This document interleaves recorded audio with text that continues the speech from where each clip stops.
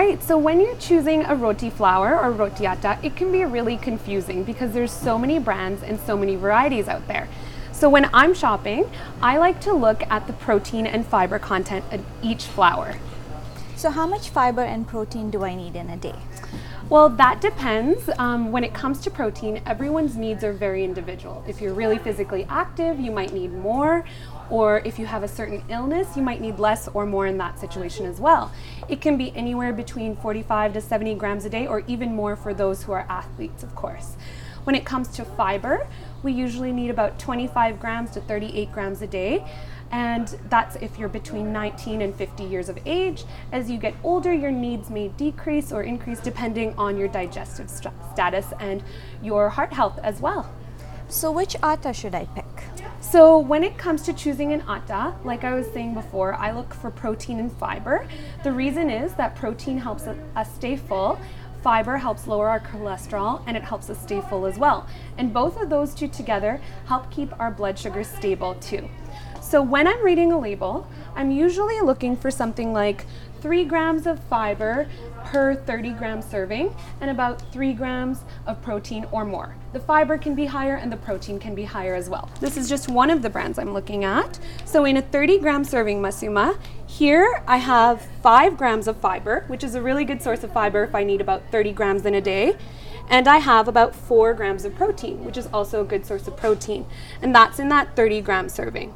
So another thing I'm looking at is I'm looking at what is in my flour. If it's a mixture of many different grains, usually that's a good indicator that it'll be a good source of protein and fiber. Like this one has chana in it, which is chickpeas. This one has oats in it, this has soy in it. These are all good sources of protein. Similarly, this brand also has some soy in it, some oat in it, it has chana in it, and it has psyllium husk, which is a soluble fiber. It's already added in there. And this one again is a multigrain mixture. So this has got fiber and protein in it. So the commonality between these is that they are mixtures of multigrains. So what about this fiber wala atta? Does it mean it's good for me? So that's a really good question, Masuma. So just because it says fiber wala doesn't mean I'm just gonna grab this and run out the door with it.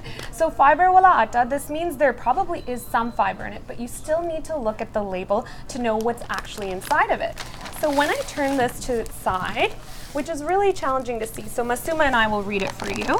So Masuma, how much fiber is actually in this atta?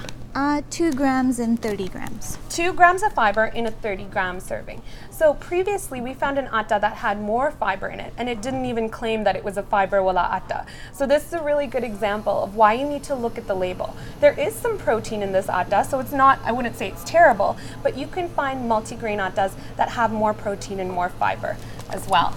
And when it comes to corn flour, we make makki ki roti out of this. We make corn roti out of this. And it's such a delicious roti.